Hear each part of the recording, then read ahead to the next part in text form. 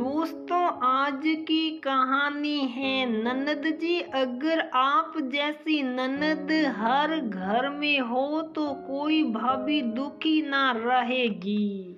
दोस्तों, कहानी शुरू करने से पहले अगर आपने हमारे चैनल को सब्सक्राइब नहीं किया है तो सब्सक्राइब कर लीजिए ताकि आपके पास पहुंचे हर नया वीडियो।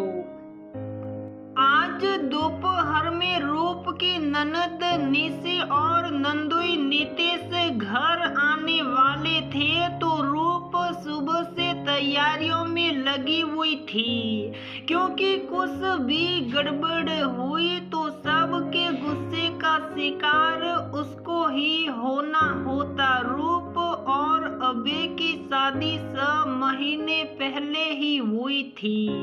रूप शांत, हंसमुख और संकोची स्वभाव की थी।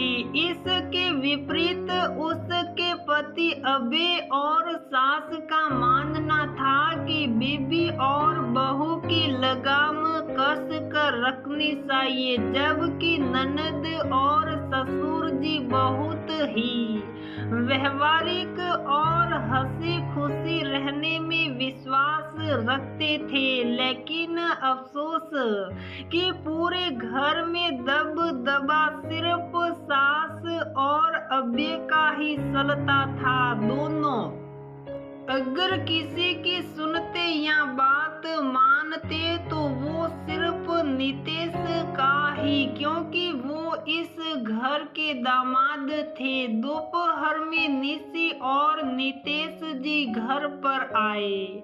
हाल समाचार और बातचीत होने के बाद रूप के पति अबे ने रूप को आवाज लगाते हुए कहा, रूप या आना।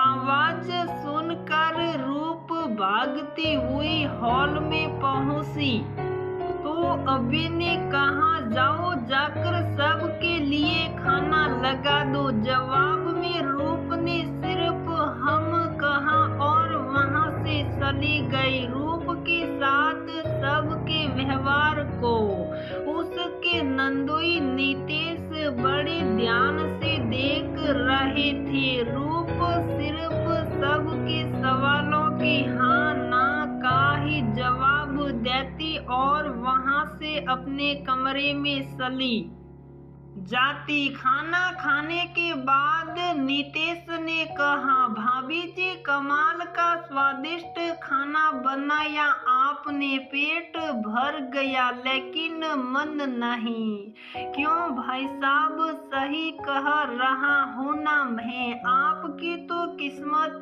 खुल गई ऐसी बीवी पाकर। भाभी जी आप कुछ नहीं बोल रही क्यों, आप भी तो कुछ बोलिए, ये क्या बोलेगी। नितेश जी वैसे और तो कम ही बोले तो अच्छा रहता है, घर के सुख शांति के लिए और अच्छा खाना बनाना कौन सी बड़ी बात है। खाना तो हर औरत को आता ही है बनाने। अगर औरत खाना भी ना बना पाए तो उस पर धिक्कार है। अबे ने कहा, अच्छा भाभी जी मैं तो भाई साहब की बातों से सहमत नहीं, आप बोलिए क्या कहती हैं। क्या ये सच है कि जिस औरत को खाना बनाना ना आए उस पर धिक्कार है, उसे शर्म आनी चाहिए। नितेश ने कहा, अरे ये क्या बताएगी, अभी इनकी इतनी हिम्मत कहाँ जो हमारे खिलाफ बोले।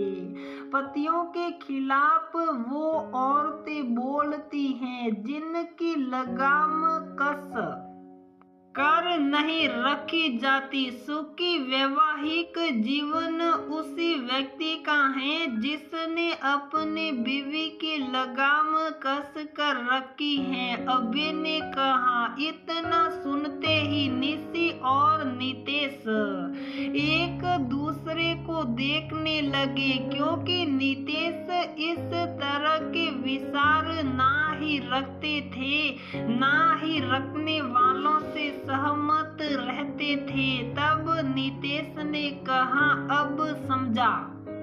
मैं भाभी जी के खामोशी का राज भाई साहब थोड़ा कड़वा होगा आपके लिए, लेकिन सच सुन लीजिए। अब तो आपकी ऐसी सोच होगी मैंने सोचा भी नहीं था।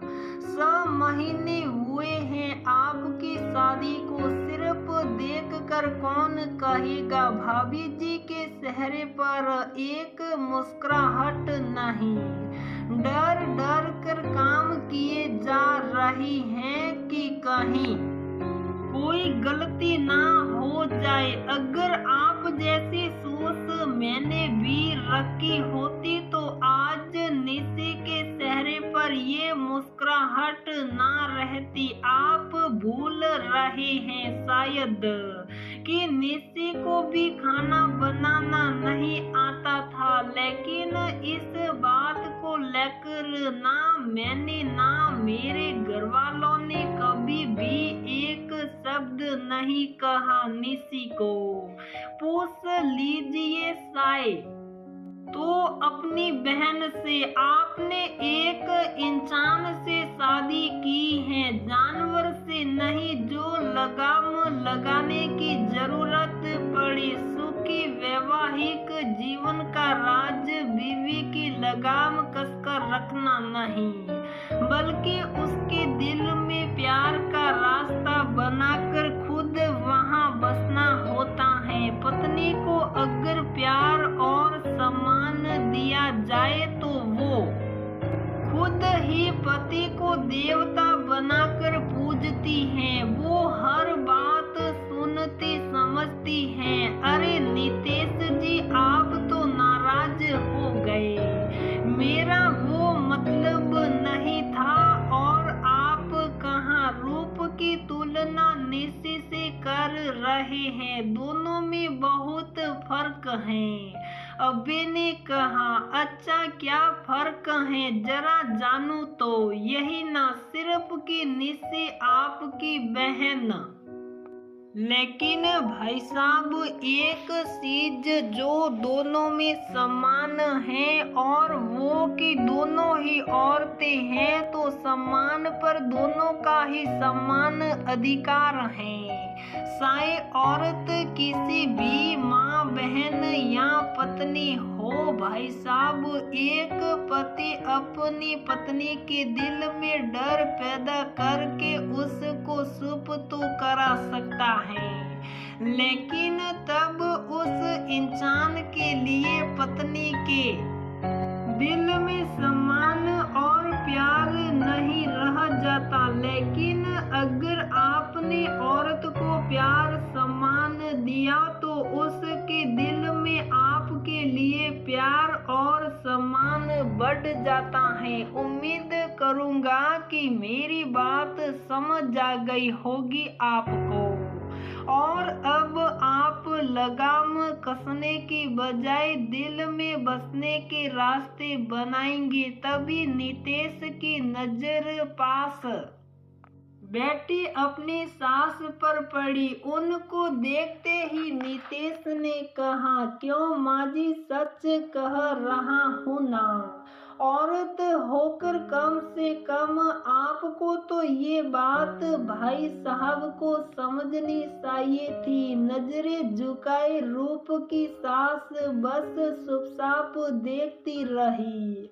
चलता हूँ, मैं तो यहाँ खुशियाँ बांटने आया था, लेकिन आपका व्यवहार देखकर तो मैं शर्मिंदा हो गया। चलो निशी। फिर अभय ने कहा, नितेश जी रुकिए, आप सही कह रहे हैं। मैं शर्मिंदा हूँ अपनी सोच पर, लेकिन वादा करता हूँ कि अब मैं अपनी सोच बदल दूंगा।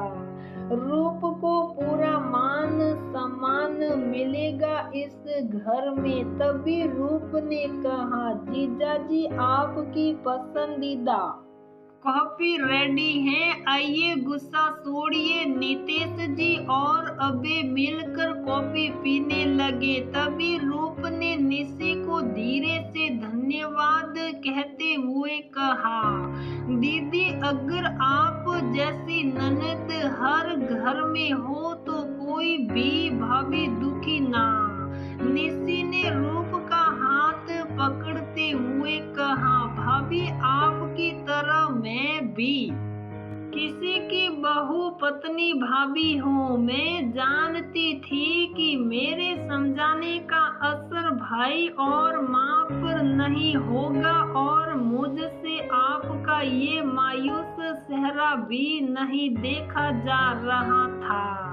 इसलिए मैंने नितेश को कहा, जिस तरह हम औरतें पूरे परिवार के दिल की बात बिना कहे जान जाते हैं, उसी तरह घर वालों का भी फर्ज बनता है कि हमारे दिल की भी सुने। और हम औरतों के दिल का रास्ता तो बहुत ही आसान होता है। हम छोटी छोटी प्यारी बातों से, सम्मान और प्यार से ही खुश हो जाते हैं। तो दोस्तों हमारी ये कहानी यहीं पर समाप्त होती है। अगर आपको हमारी ये कहानी पसंद आती है तो प्लीज वीडियो को लाइक करें, शेयर करें और हमारे चैनल को